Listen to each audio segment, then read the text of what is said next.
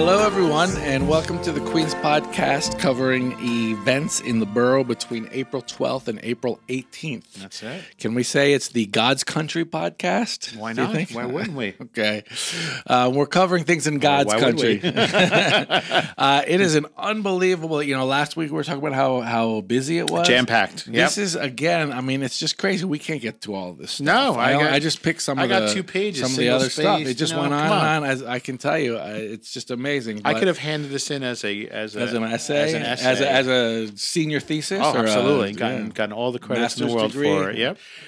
So in a way, I don't know where to start, but I ask everyone, as always. Yeah, I agree. I'm going to start by saying, please go to itsinqueens.com if you want to get the full list, because we can't do all this. No.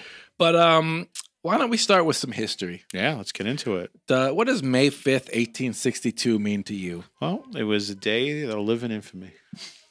Why? I don't know.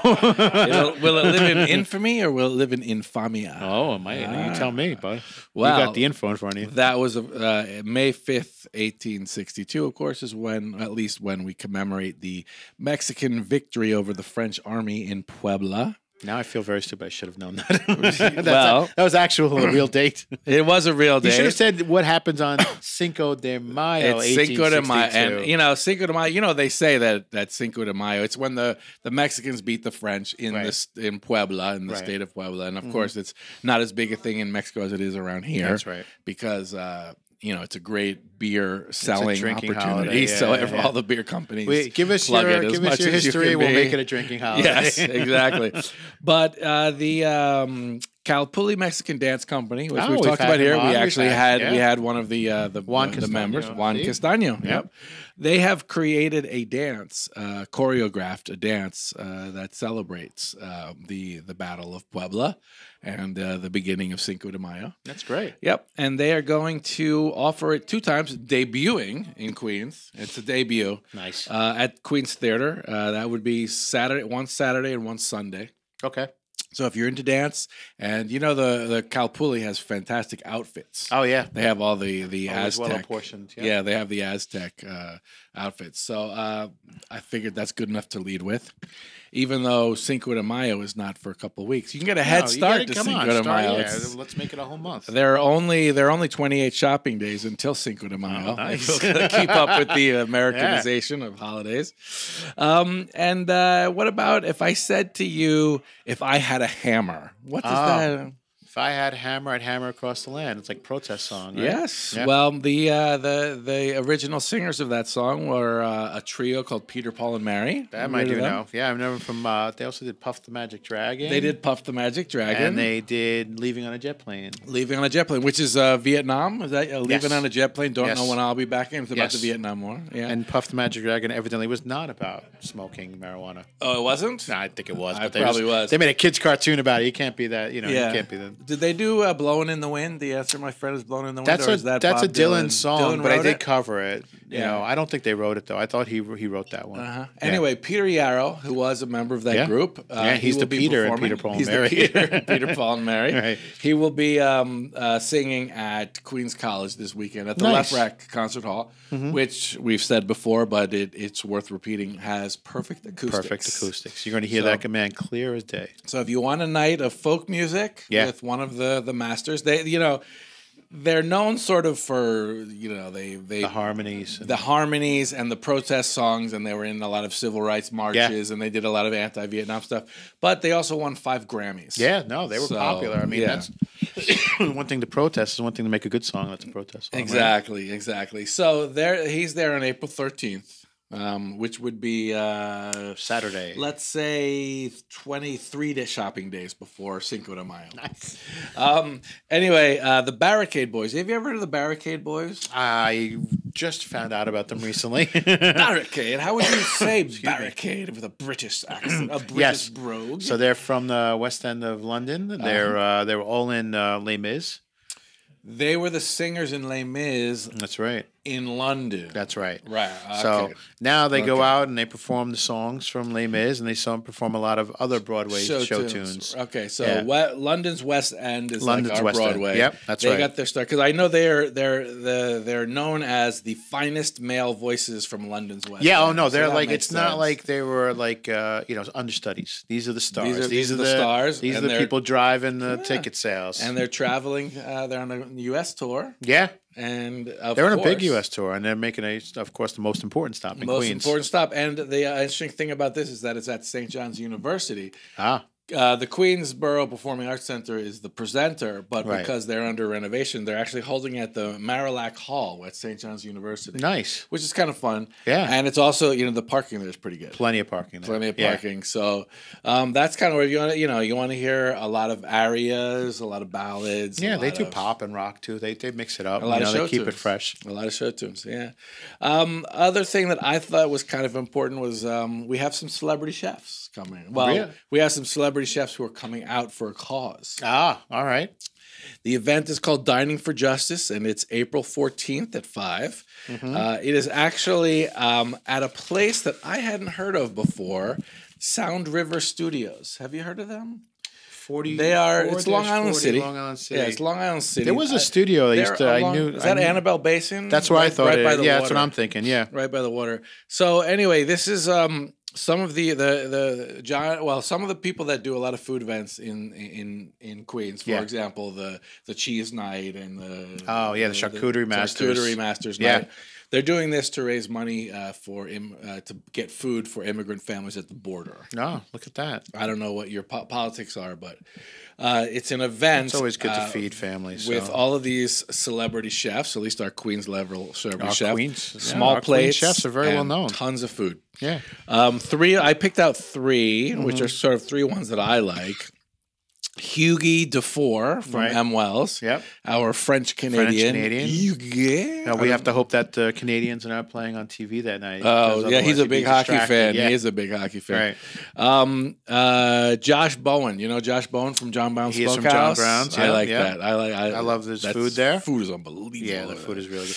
He does a burnt ends. Yes. Yeah. Those are worth the trip. And then do you know John Servolakis? He's a pit master from Stewie's Smokehouse. No, but I want to be a pit master. You want to be a pit master? I don't want to do any of the work that it takes to be a pit master. I just want to be known as it. Well, I don't know, man. A pit master is an awesome job. You got to love your meat. Yeah, and you got to love your meat. Yeah. So those are kind of like the bigger ones. They're all kinds of stuff. For example, Lewis Latimer House is opening up its grounds for free for a whole week because the cherry blossoms are in bloom. So if you want to walk around there, you can do that. People love those cherry blossoms. They were all over Instagram this weekend. They love them. Yeah. They're coming out. Remember to tag It's in Queens if you take that picture. Yes. Right? If you take a picture of the cherry blossoms, please tag It's in Queens. Yep. In the warm weather months, every second Sunday, the New York City Parks Department provides a guided tour person who will lead walks through all of the World's Fair relics in Flushing Meadow Corona Park. That starts this Sunday. Nice. So if you want to take a free tour, and he'll explain all the Unisphere and the ones obviously that you've heard of, the Unisphere, the New York's Pavilion, all that kind of stuff. But he goes through 12 of them, and so you learn you get to learn little things about all of them. Yeah. Kind of fun. That I wanted to say that on a powerful note, I would say, solemn, powerful note. Right. Every year, Queensborough Community College has a Holocaust Resource Center, the Kupferberg Center.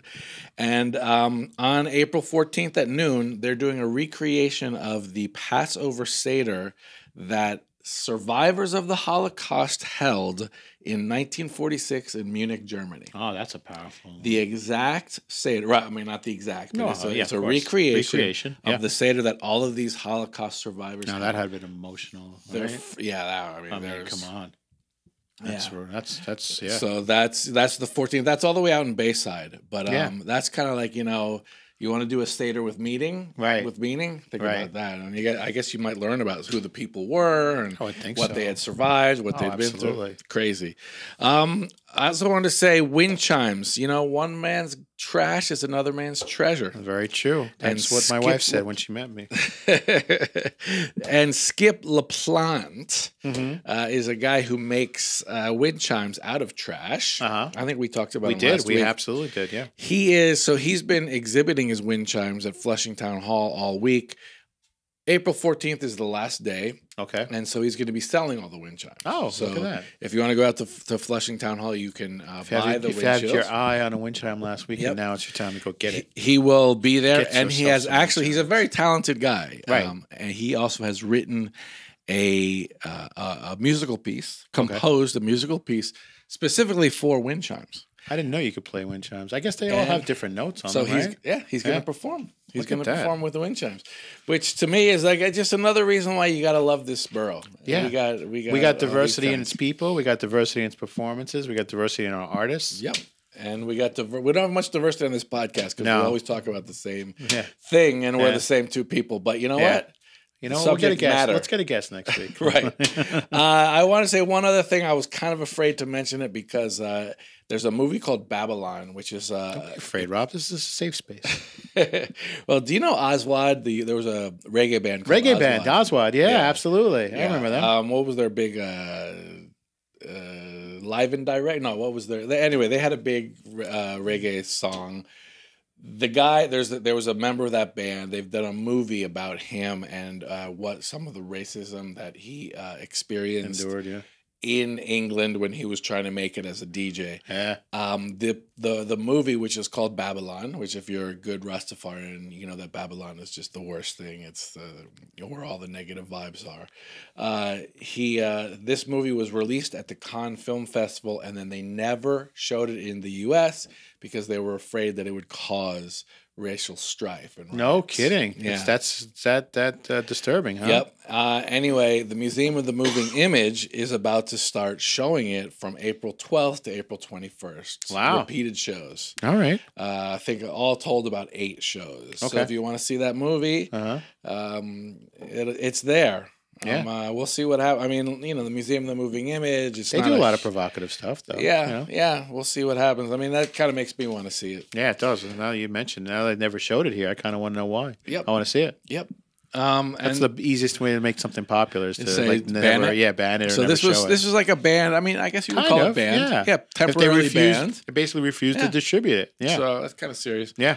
And then I was going to end my thing on a positive note because who doesn't like birds? Oh, tell me who that person is, and I will not talk to them. So a woman named Catherine Schneider, past president of the New York State Ornithological Society. I hope you weren't going to ask me to say that word.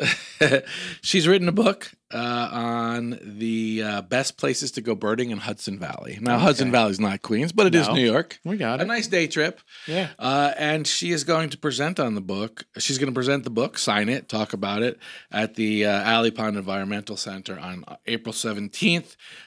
What I understand is that the book, obviously, it has great photos and that kind of stuff, but it provides at least more than 80 spots in Hudson Valley where that are just prime bird watching locations. Look at that! If you're into that, get over to APEC.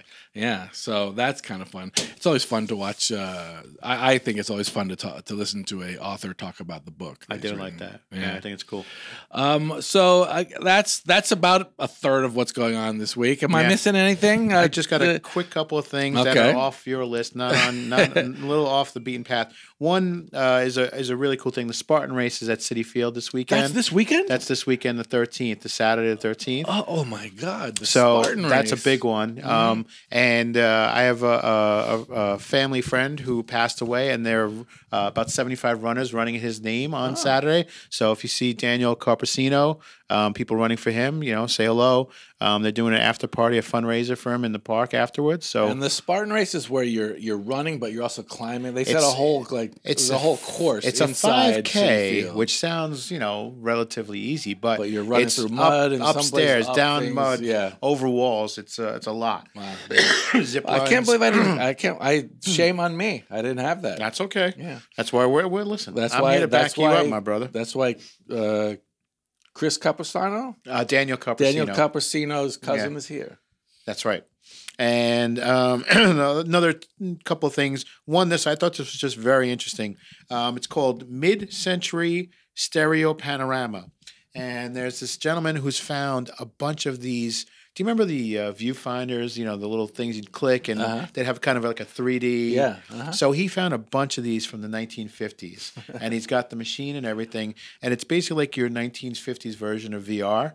And they're not from one specific place. They're from all across America. So he's going to have about 250 of these photos on display at the QED, which is in Astoria. QED Astoria. Yeah, QED in Astoria. And it's on 4/13 from noon to 2. I think that's really interesting. That's worth stopping by. Yeah. A little piece of Americana. And they have food there. Yeah. And they do, yep.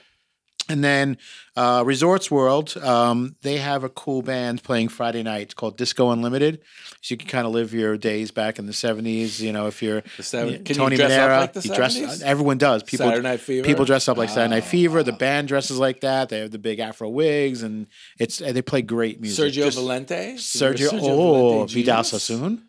Wow. Oh, my God. How about 10 Jeans? You remember 10 Jeans? Oh, man. The 1970s. God, they were how great. I miss thee. Yeah.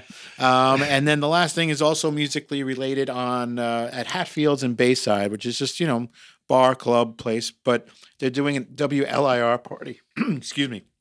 And WLIR was WDRE, then it became WLR. It was like one of the only stations that played alternative music in the New York area. Bands like Echo and the Bunnymen, Psychedelic Furs. Okay. Yeah, they went. Another 70s. Yeah. And they all the 70s. Susie and the Banshees, Ministry, Joy Division. Division. Yeah. Okay. They eventually those members became Depeche Mode. Oh, really? Yeah. Oh, I did not know that. And so one of the original DJs on WDRE, WLIR, Andre is running the show, and I think it's gonna be a fun night. Spinning tunes? Spinning tunes, yeah. And now you could go 70s, right? Or you can go 80s. Now 80s you wear the parachute pants, Capizios. Ton. What do you got? Anything? You got anything like that in your closet? Well, the Sergio Valente ones. They spanned the 70s into 80s. I think they made it into the 80s. I mean, really, let's face facts. The 60s was really bell bottoms. 65 to 75. The 70s was 75 to 85. And the 80s was 85 to 95. Yeah. Yeah. Because the early 60s was really the 50s. That's basically, it didn't really become until the Beatles broke it open. Yeah. Well, that's fantastic. That's at Hatfields and Bayside. Hatfields and Bayside. That's the off the beaten path stuff. All right. Well, thank you guys for putting up with us. Another one. You get another golden star on your door. That's right. And you get this golden podcast delivered to your ears. Exactly. Please remember to follow us on itsinqueens.com or hashtag itsinqueens. And the taste we got coming up. The taste is getting closer. Chris keeps me honest always. Please remember that May 7th at New York Hall of Science. Is at the Hall of Science. Buy tickets, buy a sponsor.